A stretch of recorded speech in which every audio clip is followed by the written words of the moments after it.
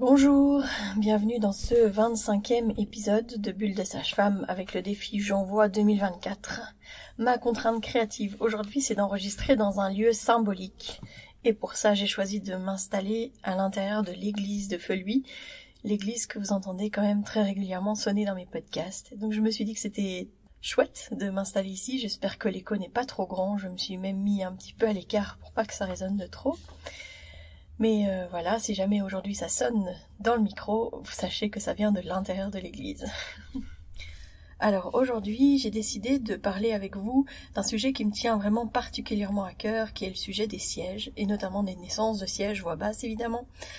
J'ai dans mon histoire personnelle quand même beaucoup de sièges, dans mon passé obstétrical, et j'ai dans mes proches quelqu'un qui attend justement son premier bébé qui est en siège, et je pense que c'est l'occasion justement de démystifier encore une fois les pratiques obstétricales autour des sièges, redonner confiance dans la possibilité qu'ont les femmes d'enfanter naturellement de leur bébé, même dans la position où ils sont les pieds en premier, ou les fesses en premier.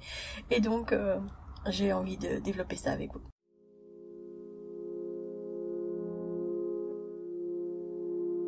Bienvenue dans Bulle de Sage-Femme, le podcast qui déconstruit les croyances, démystifie les peurs sociétales, redonne toute sa place à la physiologie des femmes qui savent enfanter dans leur pleine puissance, mais aussi des bébés qui savent se mettre au monde.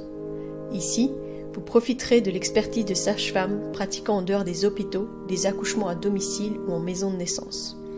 Nous souhaitons que vous trouviez les outils, les informations pour que vous puissiez être les acteurs de la naissance de votre bébé, et ce quel que soit le lieu où vous avez décidé de l'accueillir. Mon nom est Mélissa Chambard, sage-femme, maman de 5 enfants. À chaque épisode, je vous partagerai mes astuces, mes bons plans, mon expertise, des anecdotes, mais aussi des témoignages de parents, de sages-femmes et des rencontres inspirantes autour de la périnatalité, dans la bienveillance, la force, la puissance. Allez, vas-y.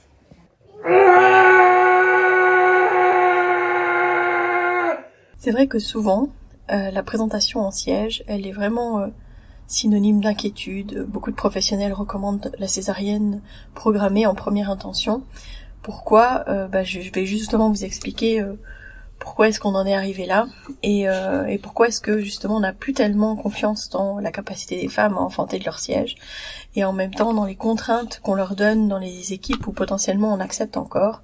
On n'aide pas du tout à ce que ce soit une naissance sereine qui ait toutes ses chances d'aboutir correctement.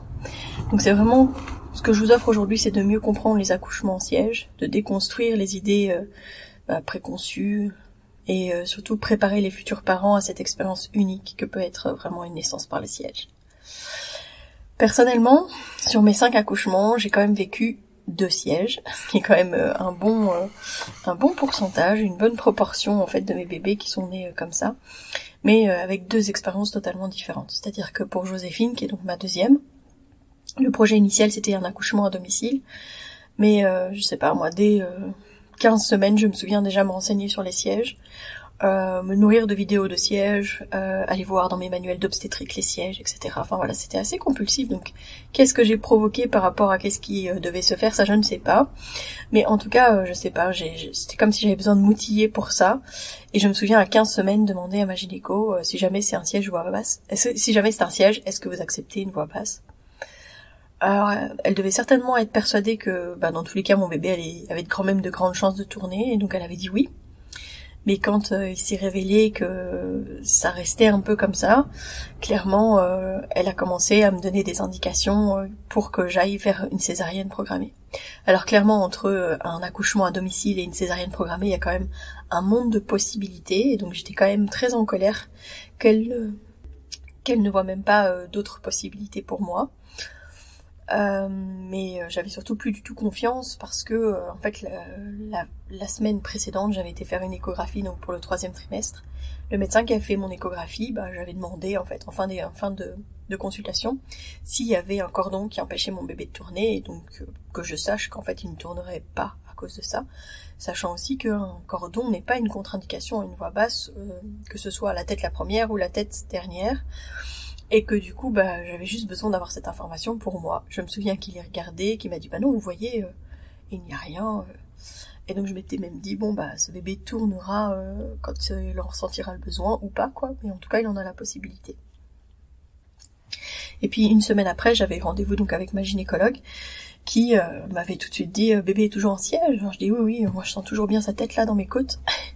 Et elle m'avait dit ah oui, donc c'est un peu embêtant quand même parce que donc c'est pas une circulaire mais 2 circulaires serrées qu'a votre bébé. Donc sous-entendu du coup que vous comprenez bien qu'on tentera pas de version et que du coup ça sera d'office une césarienne programmée. Alors moi j'étais en choc ce jour-là, je me souviens la regarder, me mettre à pleurer, et je dis mais j'ai demandé en fait la semaine dernière et il m'a dit qu'il y avait rien. Elle me dit oui mais comme vous étiez sensible, il ne voulait pas vous faire mal, enfin voilà. Et je dis mais c'est pas normal en fait, enfin j'ai demandé, j'ai posé la question et il m'a dit non en fait. Bref, j'étais plus du tout en confiance. Déjà parce que on parlait de quelque chose, enfin voilà, on m'a infantilisé là pour le coup, on me disait que j'étais trop sensible et que c'était pour ça qu'on m'avait pas donné les informations concernant peut-être potentiellement la santé de mon bébé. Je me souviens du coup prendre rendez-vous dans un autre hôpital universitaire et demander en fait à ce qu'on vérifie la position de mon bébé et cette histoire de cordon, enfin voilà. Je pense qu'ils m'ont eu une place parce que j'étais sage-femme, dans la semaine même, je me souviens. Et le médecin a suivi le cordon au Doppler pendant bien une demi-heure, je pense, pour me dire, mais non, il n'y a pas de cordon autour du cou de votre bébé, en fait, tout va bien. Et donc, moi je leur dis, alors est-ce que vous acceptez les voix basses chez vous pour les sièges? Alors il m'avait dit, oui, on accepte, mais alors avec une péri. J'ai dit, mais non, ça n'a pas de sens, moi je veux pas de péri.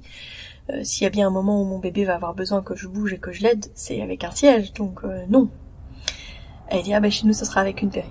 Alors évidemment, donc, je suis repartie de ce rendez-vous en me disant, bon alors en fait je peux accoucher, voix basse, il n'y a pas du tout de contre-indication, enfin voilà, mais il faut que je trouve maintenant où est-ce que je vais aller et qui va accepter.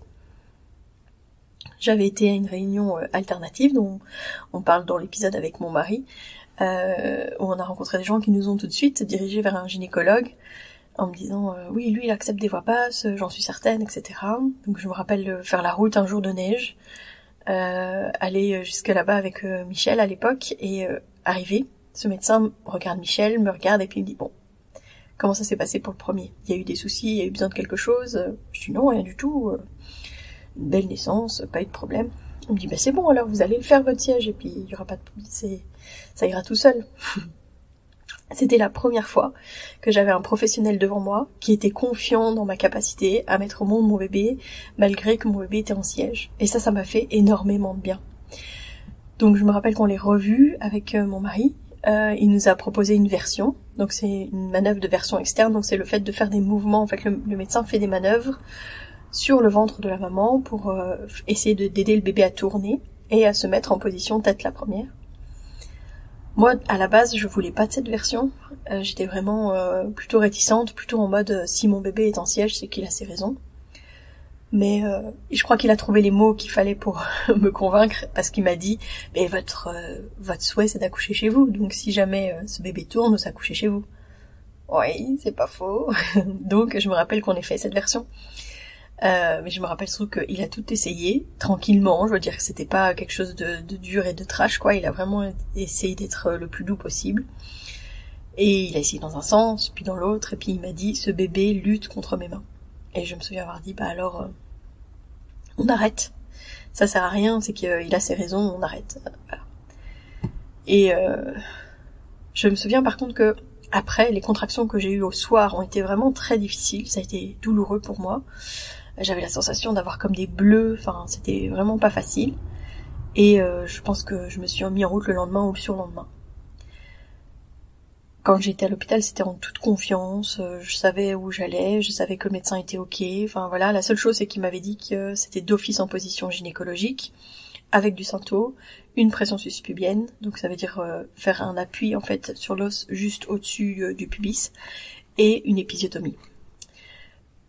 Et évidemment, quand il est arrivé, je me souviens à la toute fin, quand ma fille était déjà quasi à moitié sortie, je me souviens me le relever, le regarder et dire s'il n'y a pas besoin d'épisiotomie, on fait pas d'épisiotomie. Ce médecin était vraiment super chouette, il est arrivé en chemise hawaïenne, tout cool, il était même pas stressé du fait que c'était un siège, rien du tout, il était vraiment tout bien. Et j'ai pu accueillir ma petite Joséphine comme une déesse Inca, dans la confiance, voilà. Donc ça c'était vraiment super chouette. Mon deuxième siège, c'était ma petite Catherine. Et elle, c'est une toute autre histoire parce qu'elle a été tête en bas tout le long de la grossesse et puis elle a tourné en fait pendant le travail. Et donc on s'en est rendu compte quand j'ai rompu ma poche, parce que là il y avait des pertes qui étaient typiques en fait d'un bébé en siège, parce que en fait je perdais du méconium mais en direct quoi, c'était pas le liquide qui était teinté, c'était vraiment du méconium qui coulait. Donc je me souviens que ma collègue venait de faire une formation sur les sièges inopinés, donc était assez confiante. Mais notre sage-femme qui était là en tant que première, lui il était pas sûr en tout cas de pouvoir faire ça, et donc il a préféré prendre contact avec l'hôpital en expliquant que le bébé s'était tourné, et en appelant le SMUR parce que j'étais déjà à 8 cm. Donc il se sentait pas de faire le transfert en voiture. Mais l'ambulance a refusé de nous transférer vers mon hôpital de référence, et donc j'ai atterri dans un des hôpitaux les plus proches, où là, pour le coup, je pense que ça faisait même pas 5 minutes que j'étais arrivée, que moi j'avais déjà compris qu'en fait, ils ne me laisseraient pas faire. La PG qui nous a accueillis était clairement dans la peur de ce qu'elle avait pas, notamment, elle avait pas d'estimation du poids du bébé, parce que j'avais pas fait de dernière échographie. Elle avait pas de radiopelvimétrie, même si moi je lui ai dit, mais j'ai déjà fait un siège voix basse, donc j'ai déjà eu une radiopelvimétrie qui était ok, en fait. Mais elle arrêtait pas de dire que pour des raisons médico-légales, c'était sûr, en fait, il ne me laisserait pas faire ce siège voix basse. Mon mari, je me souviens qu'il lui ait dit, mais vous pouvez pas lui faire une césarienne, elle a déjà fait un siège voix basse. Bon, j'en ai déjà un petit peu parlé, puis sûrement qu'en fait j'en reparlerai une autre fois, mais ça a été vraiment une expérience qui m'a traumatisée, ça a été horrible. On nous a volé la naissance de notre bébé, même jusqu'au bout, parce que en fait moi on connaissait pas le sexe de notre bébé. Et jusqu'à la fin, en fait, on voulait le découvrir nous-mêmes. Et puis, elle a fait passer, en fait, le siège de mon bébé. Enfin, en fait, elle a levé le bébé au-dessus du champ en me montrant, en fait, sa vulve pour que je vois que c'était une fille. Alors que moi, tout ce que je voulais, c'était avoir mon bébé contre moi. Et puis, c'était pas ma première préoccupation de savoir si c'était un garçon ou si c'était une fille. Mais voilà. Donc, en tout cas, une naissance qui m'a laissé un goût très très amer. C'est vrai que pour beaucoup, la césarienne, c'est la seule option valable pour un bébé qui est en siège. Il y a beaucoup de gens qui ont encore cette perception-là. Quand on parle d'un bébé en siège, ils disent alors ça veut dire que tu vas avoir une césarienne. En fait, c'est pas une obligation. Faut vraiment arrêter de banaliser la césarienne, puis de se rendre compte quand même que ça a aussi des impacts et donner des informations qui sont importantes, éclairer aux femmes, aux couples, pour savoir que une césarienne, ça peut avoir des impacts pour les naissances plus tard, que c'est une intervention chirurgicale, que la mobilisation ne sera pas la même dans les premiers jours, premiers mois, et puis qu'elle pourra pas s'occuper de son bébé de la même manière. Parfois que ça peut avoir une implication aussi au niveau de l'allaitement. Donc tout ça, on n'en parle pas assez parce qu'on banalise tellement la césarienne, et alors les femmes, elles se sentent obligées aussi de se remettre en mouvement comme si de rien n'était, alors que c'est quand même une chirurgie au niveau de l'abdomen, c'est quand même pas rien du tout. Je crois que on banalise vraiment trop la césarienne, et que c'est devenu une option soi-disant sûre, alors que en fait le plus sûr c'est quand même de laisser naître naturellement les bébés si les femmes le souhaitent. Donc en fait, pourquoi est-ce qu'on en est venu à faire de plus en plus de césariennes? En fait, il y a eu une étude, c'était l'étude de Anna, qui avait fait une étude sur près de 2000 naissances, tout confondu, pas seulement siège, et sans vraiment être alerte sur les protocoles ou sur les formations des équipes. Mais en fait, pour elle, les chiffres étaient tellement flagrants au début de son étude qu'en fait, ils ont même stoppé l'étude qui devait normalement durer 5 ans, et je crois que ça a duré genre 2 ans. Et après ça, ils ont directement écrit un article en fait sur ça, en disant que faire une césarienne était 4 fois plus sûr en fait que de faire une naissance par le bas. S'en est suivi en fait une flambée des césariennes pour les sièges, clairement, parce que justement une étude scientifique qui avait montré ça, alors que en fait les protocoles étaient vraiment discutables et les équipes qui avaient fait des sièges voix basse n'étaient pas forcément préparées. Il y a une étude qui a été refaite quelques années plus tard par des obstétriciens français et belges, et qui montrait sur près de 8000 accouchements qu'en fait l'accouchement par le siège restait une option sûre avec des critères de sélection qui étaient stricts. Mais évidemment, ça n'a pas du tout fait le même bruit, parce que le problème aussi de s'être tourné plus vers les césariennes, c'est qu'on a de moins en moins en fait formé les obstétriciens à faire des sièges, parce que oui, on dit souvent que les sièges, l'avantage c'est qu'il faut pas intervenir, faut pas toucher. En fait, il faudrait toujours ne pas toucher, et toucher que si c'est nécessaire, et c'est valable également pour les sièges. Ça veut dire que quand c'est nécessaire, il faut toucher, il faut changer les choses, il faut aider le bébé, mais de la même manière que pour une naissance telle la première. Il y a des éléments qu'il faut quand même garder en tête. Donc clairement, former les professionnels, c'est vraiment, vraiment important. Nous, on a été formés dernièrement au mois de décembre par les sages-femmes de l'APAD, justement dans l'idée de pouvoir gérer les situations de siège inopiné, qui était vraiment la situation que moi j'ai rencontrée avec Catherine, et de pouvoir accompagner sereinement dans la confiance une femme qui est en train de potentiellement commencer à avoir les réflexes de pousser, pour l'accompagner en sécurité dans l'accueil de son bébé. C'est vraiment important de démystifier ce mythe. Pendant très longtemps, on ne s'est jamais posé de questions en fait. La seule solution la plus sûre pour faire naître les bébés, même en siège, c'était qu'ils naissent de manière naturelle, au niveau d'une voie vaginale. Il n'y avait pas de plan autre pour les bébés et que, en fait, c'était tout aussi safe. Il faut savoir que, en fait, le siège du bébé peut avoir justement appliqué aussi bien qu'une tête et donc aider vraiment à ça. Dans les choses qui sont souvent véhiculées, c'est de dire que la naissance par le siège est beaucoup plus difficile. Alors je pense que c'est le cas pour les sièges où les bébés sont assis, où c'est peut-être un peu plus compliqué, mais clairement pour ceux qui sont en siège avec les jambes qui sont relevées jusqu'au niveau de leur tête, le siège que les bébés présentent forme quelque chose qui est assez similaire à une tête. Moi personnellement, la naissance de ma deuxième, la naissance de Joséphine, c'est vraiment l'une des naissances les plus douces que j'ai vécues. Enfin, en fait, c'est la naissance la plus douce que j'ai vécue. Donc c'est vraiment important aussi de démystifier ça, parce que quand on nous dit oui, il y a plus de risques, ça va être plus difficile, ça va être compliqué pour vous, etc. En fait, on vend pas du rêve. C'est vraiment important de donner toutes les informations. Oui, le bébé, parfois, il est quand même un peu, nous on dit un peu paf, mais un peu étourdi, il a besoin de reprendre les premières minutes. Parce que il a un moment donné où son cordon ombilical est comprimé pendant un petit peu plus longtemps qu'il le serait s'il avait été peut-être la première. Donc du coup, quand ils naissent, ils ont un peu plus de mal les premières 5 minutes, mais en général à 10 minutes, ils ont déjà un Apgar tout à fait normal. Donc ça c'est vraiment important d'en avoir notion. En fait, ce qui est vraiment important, c'est de donner donc l'information aux parents pour qu'ils puissent faire un choix éclairé et qu'ils aient le droit justement de choisir clairement, de prendre leur décision sur le mode d'accouchement. Est-ce que finalement ils préfèrent faire une césarienne ou est-ce qu'en fait ils préfèrent vraiment d'aller en première intention vers une voie basse? Ah, voilà l'église qui sonne de l'intérieur cette fois. 3. Il est 4 heures. C'est clair que c'est vraiment en rétablissant la confiance dans le processus naturel de la naissance, même en cas de siège, qu'on pourra vraiment aider à ce que ça se passe dans quelque chose de plus sécuritaire. Il y a des équipes qui se sont formées, il y a des choses qui se sont mises en place. En Belgique, il y a ce qu'on appelle la clinique du siège à l'hôpital Erasme, qui justement a formé des équipes, formé des obstétriciens, formé des sages-femmes pour pouvoir accueillir sereinement ces patientes. Ils ont un chemin clinique type, c'est-à-dire qu'il y a un premier rendez-vous, on tente une version si c'est le souhait des parents.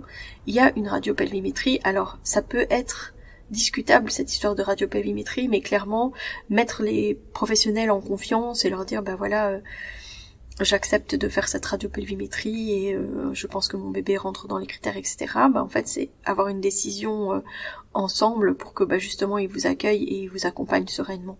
Dans les faits, ne jamais oublier qu'il y a aussi la plupart des bébés auront tourné entre le moment où ils seront en siège à 32 semaines et le moment où ils vont naître. Il y a même des bébés qui font une culbute à la fin, le dernier jour, au moment de la naissance. Moi, c'était dans l'autre sens qu'elle s'est tournée, mais la plupart du temps, c'est qu'ils passent du siège à la tête la première. Pourquoi est-ce que les bébés, en fait, ils tournent bas? Parfois, c'est dû à un positionnement, parfois c'est un problème de hanche, parfois c'est un cordon, parfois c'est un placenta inséré d'une certaine manière qui l'empêche de faire sa culbute, etc. Ah oui, parfois c'est aussi l'utérus, en fait, la forme de l'utérus ou un fibrome aussi qui peut empêcher les bébés de tourner. Mais on va reconnaître que la plupart du temps, en fait, on ne sait pas pourquoi les bébés restent en siège, donc ça c'est vraiment important de le savoir. Il faut savoir que il y a entre 3 et 4% des bébés qui vont se présenter par le siège à la naissance. Dans les équipes qui sont formées, et notamment à la clinique du siège, en fait, il y a 80% des bébés qui sont nés par voie basse chez les femmes qui avaient accepté, qui avaient décidé de faire un siège voie basse. Il y a 80% des bébés qui naissent par voie basse. Dans les choses qu'ils mettent en place, c'est que au moment du début du suivi pour les femmes qui ont un bébé en siège, on leur propose une prépa particulière avec des sages-femmes formées sur justement la mécanique de l'accouchement et à quel point la posture peut avoir une très grande importance. Donc on explique aux femmes comment est-ce qu'elles peuvent aider au maximum leur bébé dès le début de la mise en route du travail. Pour être clair aussi, il y a quand même des petites choses qu'on peut essayer de faire pendant la grossesse, la fin de grossesse, pour essayer d'aider le bébé à tourner. Même si, en fait, il y a rien qui qui est sûr à 100% que ça fonctionnera, puisque de toute façon il y a quand même toujours des bébés qui restent en siège. On peut faire de l'ostéopathie, ça clairement, pour essayer de libérer des tensions qui pourraient faire que justement ce bébé reste dans cette position. On peut aussi faire de l'acupuncture, on peut jouer avec la moxothérapie, donc c'est vraiment à nouveau avec des points d'acupuncture mais avec des points chauds qu'on peut utiliser. Il est aussi possible de faire de la thérapeutique posturale, que ce soit le spinning baby ou d'autres postures comme par exemple le pont indien. Mais clairement, si ce bébé a ses raisons de rester en siège, en fait, autant qu'il reste en siège, j'ai envie de dire. Alors, moi, j'avoue, j'ai dormi en position plomb indien en me disant peut-être que dans la nuit, mon bébé va tourner. Mais ce n'est jamais arrivé, évidemment. Donc, bien se préparer, bien parler de toutes les options, avoir peut-être justement l'opportunité de parler de qu'est-ce que c'est qu'une naissance physiologique avec un siège, avec une sage-femme qui est au clair là-dessus et en confiance avec le processus de la naissance par siège ou à basse. Pas quelqu'un qui a peur de ça parce que c'est clairement, alors elle vous donnera pas les informations qui sont opportunes pour vous. Alors pour être clair en fait, au moment du travail, le plus important c'est de pouvoir bouger, c'est d'être mobile et de pouvoir changer de position. Donc c'est clair que si jamais dans les choses qu'on vous impose, si vous faites une voix basse, c'est d'avoir une péridurale, il faut vraiment en parler avec l'équipe médicale pour dire en fait moi je suis pas ok parce que je veux vraiment aider mon bébé à travailler avec lui et à ce qu'on soit vraiment deux, à faire en sorte qu'il arrive à naître de manière naturelle et physiologique.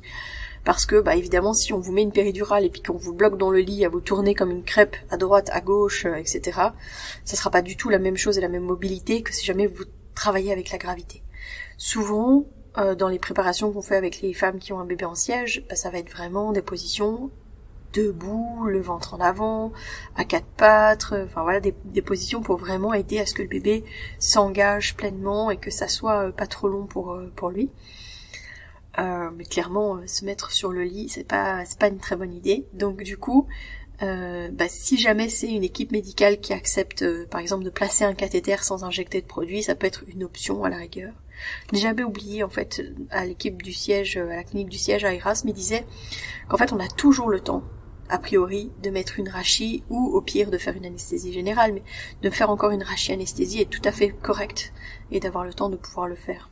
Donc, position avec la gravité au maximum pendant le travail, et clairement, position jouant avec la gravité aussi au moment de l'expulsion, au moment de la sortie du bébé. Ce qui va grandement aider le bébé, c'est d'être dans une position à quatre pattes. Pourquoi ? Parce que justement, il va avoir plus qu'à glisser, j'ai envie de dire. Si on voit un bassin, on se rend bien compte que si on est couché sur le dos, le bébé va devoir remonter, en fait, ressortir en remontant. C'est pour ça que ça rend les naissances quand même beaucoup plus compliquées. Alors que si la patiente est à quatre pattes ou accroupie, c'est quand même beaucoup plus facile. Donc vraiment, les positions accroupies, quatre pattes sont vraiment à privilégier pour les accouchements de siège. Et alors, ce qui est particulier, c'est que du moment où on commence à voir le cordon ombilical, il est important en fait que la mère continue à pousser, même entre les contractions.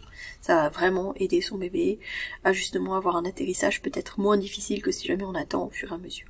Et que ça va aider aussi à éviter ce qu'on appelle la rétention, peut-être la première, parce que c'est l'une des plus grandes peurs en fait des praticiens et des obstétriciens, c'est que en fait tout le corps sorte, mais pas la tête. On a eu en fait dans nos patientes on a déjà eu une primipare qui a eu un bébé en siège et où les professionnels étaient assez mitigés et les informations qu'ils avaient reçues étaient pas toujours pro accouchement voix basse. On les a envoyées vers l'hôpital Erasme où elles ont pu avoir toutes les informations, etc. Et puis on a reparlé à nouveau du siège voix basse. Moi j'ai rediscuté grandement avec elles et finalement on a pu accompagner cette naissance avec elles à l'hôpital, avec la clinique du siège. C'était une naissance merveilleuse. Donc une première naissance, un premier bébé est tout à fait possible par voix basse aussi, parce que des fois on entend dire que c'est ok pour un siège voix basse, mais uniquement s'il y a déjà eu d'autres naissances. C'est pas du tout vrai non plus. On peut faire un siège voix basse aussi pour un premier bébé. Donc dans les choses qui vont se passer aussi pendant l'accouchement, je vous en ai parlé quand j'ai parlé du mien, mais il va y avoir des pertes avec du méconium, et ça c'est tout à fait normal parce qu'en fait là, il y a une compression au niveau du cordon et au niveau de l'abdomen qui est plus grande. Donc pas s'inquiéter, c'est tout à fait normal en fait que le bébé émette ses premières selles déjà in utero. C'est un des signes clairs du siège. Au moment où justement le siège commence à paraître, on a justement le cordon qui est visible à un moment donné.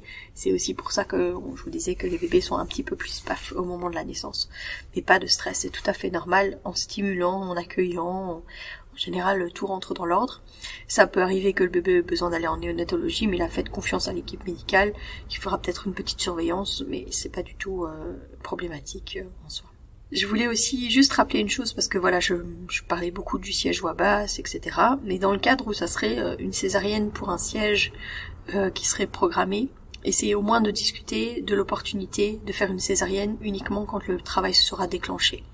Parce que ce sera le bébé qui aura donné son premier signal, parce que je vous en ai déjà parlé, de cette cascade d'hormones et de cette sécrétion de cortisol que fait le bébé au moment où il sent que il est plus super bien et qui va déclencher les premiers signaux pour le lancement du travail. Si on attend en fait que la femme commence à avoir des contractions, le bébé aura plus de facilité en fait à s'adapter à sa vie extra-utérine que si on fait une césarienne programmée d'office. Donc ça c'est vraiment important aussi d'avoir notion de ça. Sûrement qu'on en reparlera dans un autre épisode si jamais cela vous intéresse, mais voilà. J'espère que cet épisode vous a plu sur le siège. N'hésitez pas à revenir vers moi si jamais vous avez encore des questions. Je vais vous mettre en lien en description les études dont je vous ai parlé. Je mettrai aussi quelques petites informations justement sur les postures, sur les choses qu'on peut faire aussi pour aider ces bébés à tourner si jamais ils en ont encore l'opportunité. Si vous avez trouvé que cet épisode vous a donné les bonnes informations, en tout cas vous semble pouvoir aider un couple qui est justement avec une situation avec un bébé qui se présente par le siège et qui se pose des questions sur la possibilité d'accoucher voix basse, je vous invite grandement à leur partager cet épisode, à peut-être en parler autour de vous. Voilà, je vous donne rendez-vous demain et d'ici là, portez-vous bien.